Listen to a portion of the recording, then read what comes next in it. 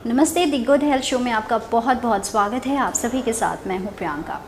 आज हमने इनवाइट किया है doctor Roshan Paliwal from Mumbai से, जो कि एक ग्लोबल साइंटिस्ट है और आपको उनके बारे में और भी जानकारी दे दें। उन्होंने भारतीय रत्न अवार्ड, फार्मा अवार्ड से उन्हें सम्मानित किया गया है। वो एक इंटरनेशनल स्पीकर भी है, CEO ग्लोबल फार्मा लीडर के भी है। उनके अंडर 650 से ज़्यादा ग्लोबल साइंटिस्ट है।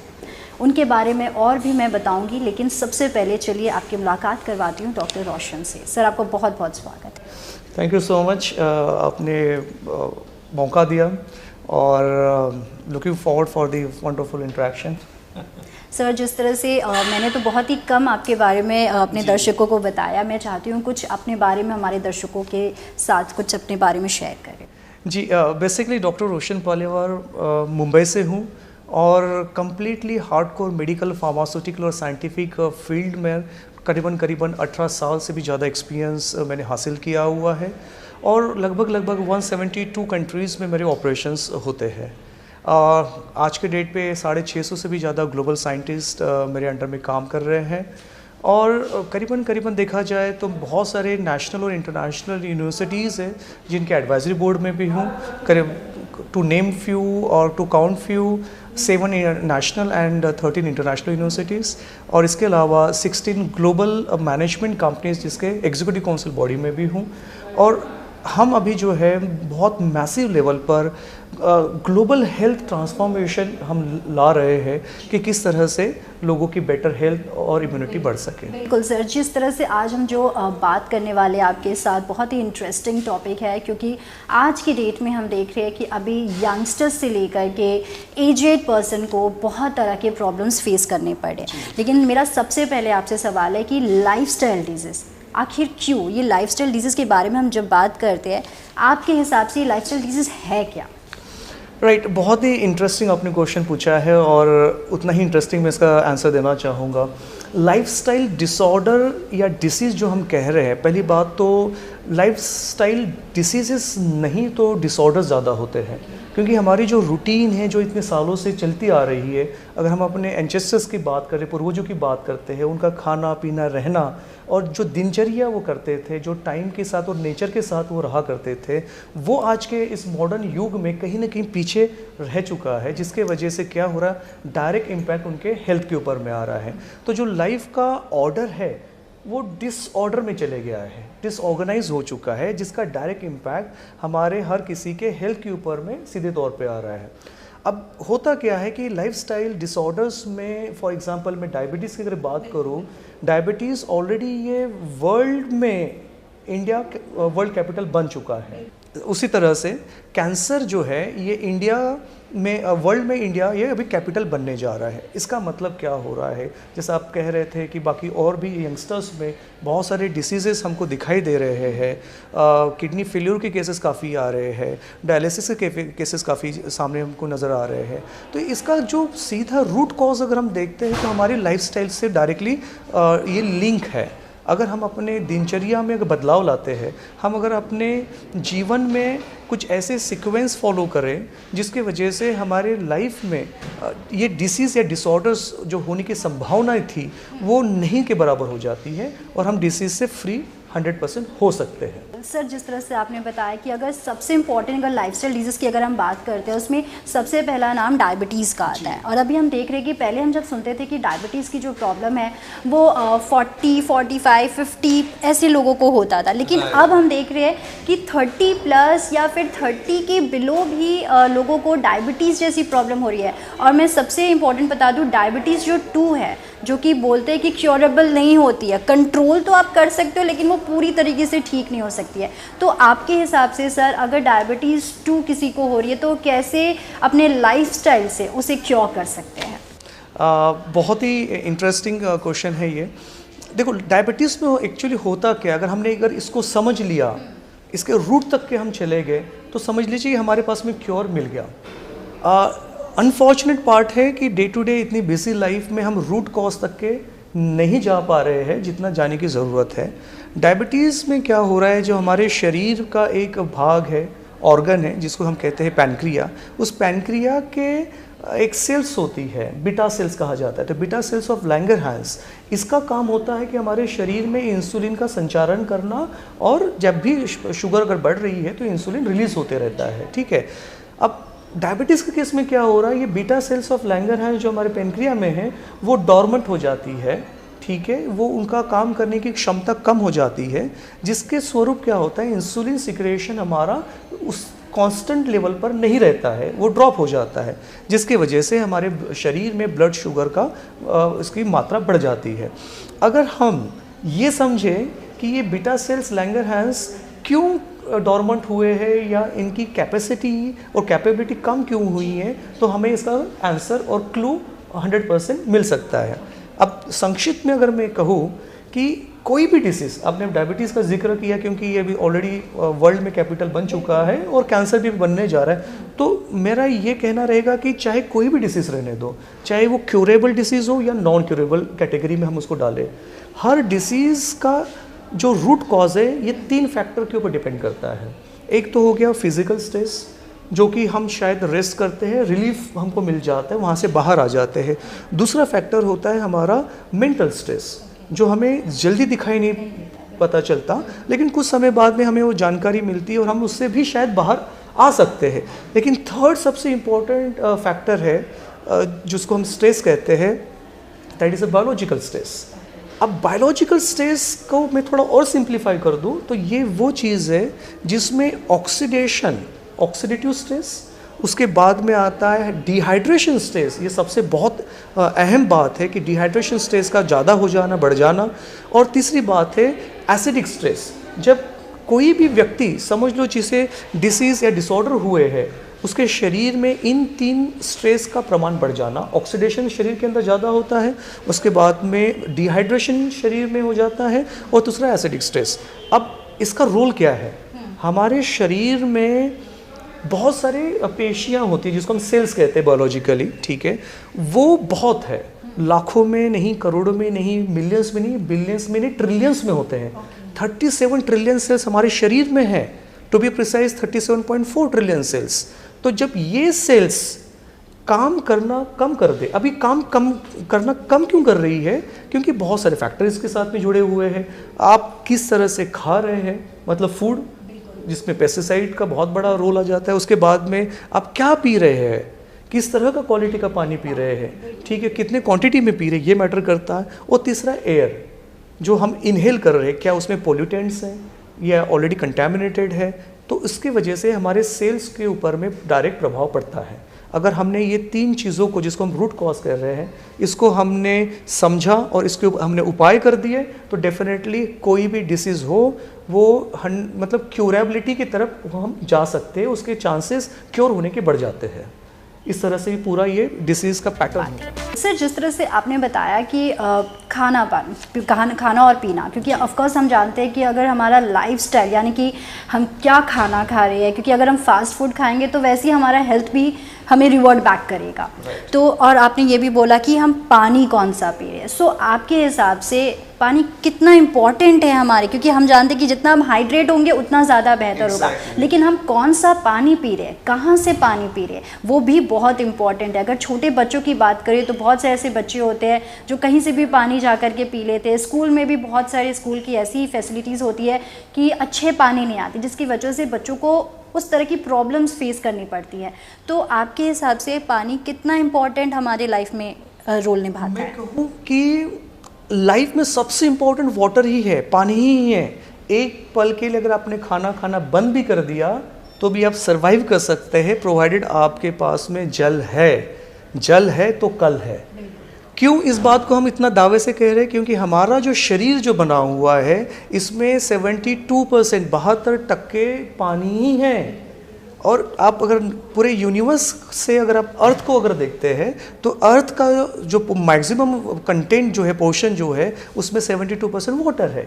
तो हम अगर नेचर को कोरिलेट करते हैं, नेचर और हमारी ह्यूमन बॉडी, इसमें भी 72% वाटर है। अगर हमने हमारे बॉडी में राइट क्वालिटी का वाटर और राइट क्वांटिटी में अगर पीना शुरू कर दिया तो अगर किसी को डिसीज़ अगर हुआ है तो डिसीज़ से बाहर आ सकता है और आपका प्रिवेंशन, आपका इम्यूनिटी बहुत ज़्यादा इम्प्रूव हो जाता है, जिसकी वजह से कोई भी डिसीज़ आने से कतराएगा। तो ये इम्पॉर्टेंट है वाटर। अब बात करते हैं कि वाटर तो हर कोई पी रहा है, मतलब जो व्यक्ति इस पृथ्वी में आया है, जिसका जन्म हुआ है, तब से लेके अब तक तो पानी ही पी रहा है। तो फिर ये डिसीजेस क्यों आ रहे हैं, राइट? तो इसका क्यों नहीं मिल पा रहा है? पानी तो हर कोई पी रहा है। लेकिन मैं भी एक बात आपको सबको बताना चाहूँगा, आप सभी को, कि जो अगर आपको थोड़ा सा मैं पीछे ले जाना चाहूँ, जो आपके पूर्वज हुआ करते थे, ठीक है, आप थोड़ा याद कीजिए 50 साल 100 साल पहले की सारी वो चीज़ें, जिसमें क्या हो रहा था कि जो पानी था वो पहले बहते हुए नदी का पिया करते थे, झरने का पानी पिया करते थे, जिसमें ऑलरेडी वो सारे गुणधर्म, वो सारे प्रॉपर्टी, वो सारे कैरेक्टर वो पानी के अंदर में आ जाते थे। धीरे धीरे क्या हुआ, मॉडर्नाइजेशन के चक्कर से हम नदी से आ गए कुएं पे, और कुएं से बाद में आए नल पे, और नल से धीरे धीरे करते आते हम आए हैं भी आरओ पे। और मैं बता रहा हूँ, इन सारी चीज़ों में जो बदलाव आया है, इसका direct impact quality of water के ऊपर में हुआ है। शरीर को क्या चाहिए? शरीर को वाटर चाहिए। अब वो वाटर या जल वो क्या होना चाहिए? पहली बात तो मेरी जल की परिभाषा थोड़ी अलग है। पानी वो होता है, मतलब पानी वो है जिसमें कोई एनर्जी नहीं है या फिर वो डेड है, उसको हम पानी कहते हैं। लेकिन आप जल देखोगे, जल वो होता है जिसमें एनर्जी है, जिसमें उत्साह है, जिसमें चंचलता है, जिसमें वो इफ़िशियंसी है कि हमारे जान में जान डाल दे। और वो जल जब आपको मिलना शुरू करता है तो 100% हमको ये रिजल्ट मिलना शुरू करता है। अब क्या प्रॉपर्टीज़ पानी के अंदर होनी चाहिए, ये अगर आपका इंडिकेटिव अगर क्वेश्चन है, तो मैं ये बताना चाहूँगा कि वाटर में सबसे इम्पॉर्टेंट होता है क्या उसमें एंटीऑक्सीडेशन प्रॉपर्टी है या नहीं है। तो सबसे पहले आप अपने घर का पानी पहले तो चेक कर लीजिए। देखो, पेस्टिसाइड्स जो अगर हमारे शरीर के अंदर जा रहे हैं, आप समझ लो कि एक तरह से कार्सिनोजेंस जो कैंसर को बढ़ावा करते हैं, वो हमारे शरीर के अंदर जा रहे हैं। आपके शरीर का सेलुलर लेवल पर मॉडिफिकेशन हो जाता है, डीएनए स्ट्रक्चरल लेवल पे चेंजेस आना शुरू हो जाते हैं, और जो सेल्स की रिस्पॉन्सिबिलिटी होती है, क्योंकि सेल से ही पूरे हमारे टिश्यूज़ बन रहे हैं, हमारे ऑर्गन बन रहे हैं, हमारी एंटायर ह्यूमन एनाटॉमी बनी हुई है। तो जो व्यक्ति कभी डिसीज़ नहीं हुआ था उसे डिसीज़ आना शुरू हो जाता है। उसी का नतीजा है कि कैंसर के प्रमाण बहुत ज़्यादा बढ़ रहे हैं। एक छोटा सा उदाहरण देना चाहूँगा। लेडीज़ तो ना ड्रिंक करती, ना स्मोक करती है, ना किसी और प्रकार के उनको व्यसन होते हैं, उसके बावजूद भी उनमें कैंसर के प्रमाण ज़्यादा दिखाई दे रहे हैं। 10 में से 6 लेडीज़ में ब्रेस्ट कैंसर दिखाई दे रहे हैं। इसका पीछे अगर आप देखोगे, वो डायरेक्ट एक्सपोज हो रहे हैं पेस्टिसाइड के साथ में। अभी किचन में कौन है? लेडी है। खाना बनाने से लेके सब कुछ लेके, खाना बन रहा है, फ्राई हो रहा है, तो पूरा पेस्टिसाइड जो है ये हमारे शरीर के अंदर में जा रहा है, और वो हमारे शरीर को अंदर से खोखला बना रहा है। तो पहली बात तो वाटर जो 72% है, जो कि हम सही क्वालिटी और क्वांटिटी से नहीं पी रहे हैं, क्योंकि ये सारे जो घटक थे, antioxidation, microclustering, alkaline property, hydrogen molecule, oxygen molecule, ये पानी के गुणधर्म हैं जो होना ही चाहिए नेचुरली। मैं कोई एडिशनल केमिकल डालने की बात नहीं कर रहा हूँ, नेचुरल बात कर रहा हूँ। अभी वाटर का फॉर्मूला क्या है? H2O, right? वहीं से तो अपने को ऑक्सीजन मिलेगा O2, वहीं से हमको H2 मिलेगा मतलब हाइड्रोजन मॉलिक्यूल, उसी से हमको अगर OH माइनस मिल रहा है मतलब अल्कलाइन प्रॉपर्टी आ रही है। उसका मतलब अगर आपके वाटर का इलेक्ट्रोलिसिस, आयोनाइजेशन अगर होता है, तो उसके अंदर में ये सारी प्रॉपर्टीज़ बाय डिफ़ॉल्ट ऑटोमेटिकली आ जाती है। कैंसर की जो प्रॉब्लम है वो भी पानी की वजह से होती है। बहुत सारे ये सारे जो है अभी डिजीज़ के बारे में हम जान रहे हैं, लेकिन यहाँ पर आपसे ये जानना चाहते हैं कि अभी हमने देखा है कि पोस्ट कोविड के बाद, पहले कोविड के पहले भी तो बहुत सारे प्रॉब्लम्स होते थे, डिजीज़ होते थे, लेकिन पोस्ट कोविड के बाद अभी ये डिजीज़ और भी ज़्यादा इंक्रीज़ होते जा रहे हैं, क्योंकि डायबिटीज़ जो प्रॉब्लम है ये हमने बहुत शुरू से देखा है, लेकिन डायबिटीज़ के साथ हार्ट अटैक, स्ट्रोक की प्रॉब्लम ये और भी ज़्यादा देखने को मिल रही है। स्पेशली पोस्ट कोविड के बाद केसेस दिन पर दिन बढ़ती जा रही है। तो आपके हिसाब से ऐसा क्यों, क्या कॉज है? पहली बात तो हमारी इम्यूनिटी के ऊपर में डायरेक्ट इम्पैक्ट हुआ है कि कहीं ना कहीं हमारी इम्यूनिटी वीक होते जा रही है। और दूसरी बात अगर बात करें कि लोग अभी अवेयर हो रहे हैं, अपने हेल्थ से रिलेटेड काफ़ी कॉन्शियस होते जा रहे हैं। तो इसके वजह से हो क्या रहा है कि they are more what you called working on the prevention, ठीक है। डिसीज़ का प्रमाण पहले से भी ज़्यादा बढ़ने के पीछे का कारण अगर है तो 3 कारण है। मूल कारण पहला तो है फूड, जिसमें पेस्टिसाइड आ चुका है, अपने भी शरीर के अंदर पेस्टिसाइड है। अगर हम प्रॉपरली अपनी फुल बॉडी अगर चेकअप करते हैं तो 100% पेस्टिसाइड नज़र आएगा, कैंसर के प्रमाण नज़र आएंगे, आपके सेल्स में ऑक्सीडेशन ज़्यादा बढ़ चुका रहेगा, ये सारी चीज़ें हमको नज़र आएंगी। दूसरा होता है वाटर, जो कि वाटर की क्वालिटी बहुत ज़्यादा इम्पैक्ट कर रही है हमारी क्वालिटी ऑफ हेल्थ के ऊपर में, क्योंकि ये सारी जो चीज़ें मैं अभी 5 इंपॉर्टेंट आस्पेक्ट जो बता रहा था ये मिसिंग है उसके अंदर में। और तीसरी बात होती है फूड, वाटर के बाद में आता है एयर, क्योंकि एयर भी हमारे शरीर के लिए ऑक्सीजन के रूप में ज़रूरी है।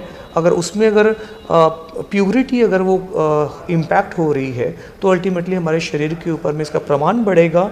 और एक लास्ट में इसके ऊपर एक पॉइंट ऐड करना चाहूँगा कि डे बाय डे हमारी जो स्ट्रेंथ है या जो हमारी स्टैमिना है या फिर हमारी जो इम्यूनिटी है, जो हमारी किसी भी डिसीज से फाइट करने की जो कैपेसिटी और कैपेबिलिटी होती है वो धीरे धीरे हो क्यों ना हो लेकिन कम हो रही है, जिसकी वजह से ये सारे डिसीज़ेज़ बहुत बड़े पैमाने में आ रहे हैं। आने वाले दिनों में हम ये देखेंगे कि कोविड तो एक वायरस था जो अब कम्प्लीटली डिस्कवरी था पूरे एंटायर वर्ल्ड के लिए। अब इस तरह के अलग अलग बीमारियां, अलग अलग वायरसेस, अलग अलग बैक्टीरिया हमको नज़र आएंगे जो आज तक ही कभी ना सुना था ना देखा था, वो सारी चीज़ें अभी आना शुरू होगी। तो बॉटम लाइन क्या है? अभी हमारे शरीर में सबसे ज़्यादा क्या है? ब्लड नहीं, उससे भी ज़्यादा है पानी। तो अभी आप थोड़ा साइकोलॉजिकली 1 मिनट के लिए आप ये सोचें, अगर मेरे शरीर में 72% पानी है, अगर मैं इसी को करेक्ट कर दूँ, राइट क्वालिटी राइट क्वांटिटी का अगर पानी पीना शुरू कर दूँ, तो क्या मेरी हेल्थ पहले से बेटर नहीं होगी? 100% होगी। तो अब इसके ऊपर हमने क्या किया है, we are working on a global health mission, ठीक है, जो कि इनाजिक कंपनी का कैंगन वाटर है। और करीबन ये कैंगन वाटर 153 कंट्रीज़ में सर्व हो रहा है।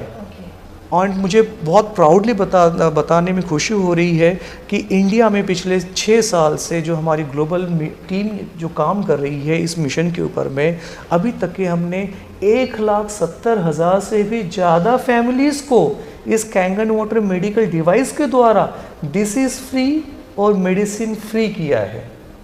ये इतना उसमें कैंगन वाटर में कैपेसिटी और कैपेबिलिटी है जो हमारी हेल्थ को और बेटर बना सकता है। जबकि मैं हार्डकोर फार्मास्यूटिकल, मेडिकल और साइंटिफिक बैकग्राउंड से हूँ।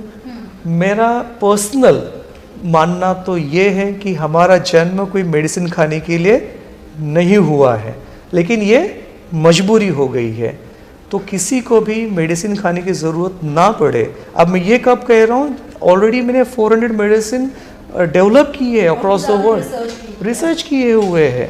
उसके बावजूद मैं कह रहा हूँ क्योंकि मुझे इतनी बात भली भांति पता है कि हमारे शरीर की जो क्षमता है वो अगर हमने पानी से राइट क्वालिटी और क्वांटिटी से अगर बरकरार कर दी, और स्पेशली इसमें मैं किसी भी ब्रांड का नाम यहाँ पे नहीं लेना चाहता हूँ क्योंकि हमने साइंटिफिकली मेडिकली उसको एनालिसिस भी किया है, टेस्ट भी किया है। वो सारा वाटर जो है उसको हम डेड वाटर कहते हैं या फिर स्लो पॉइजन कहते हैं।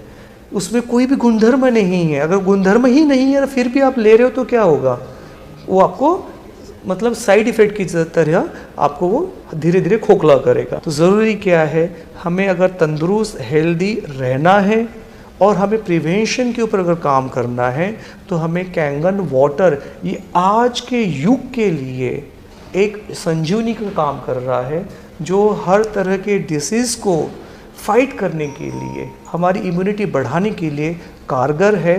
तो मैं सभी से इस चैनल के माध्यम से मैं रिक्वेस्ट और सबसे रिक्वेस्ट यही करूँगा कि हम हर किसी ने कैंगन वाटर को अपनाना है, अपने जीवन का पार्ट बनाना है।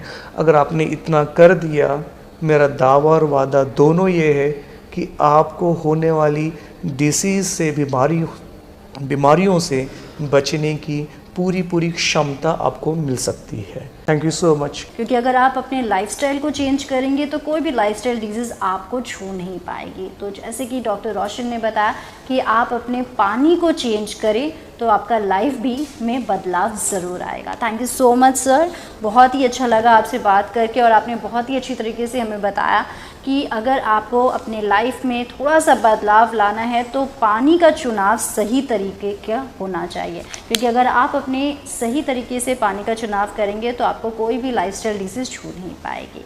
आई होप आज का हमारे सेगमेंट आपको पसंद आया होगा। तब तक के लिए आप देखते रहिए ताज़ा टीवी। नमस्कार।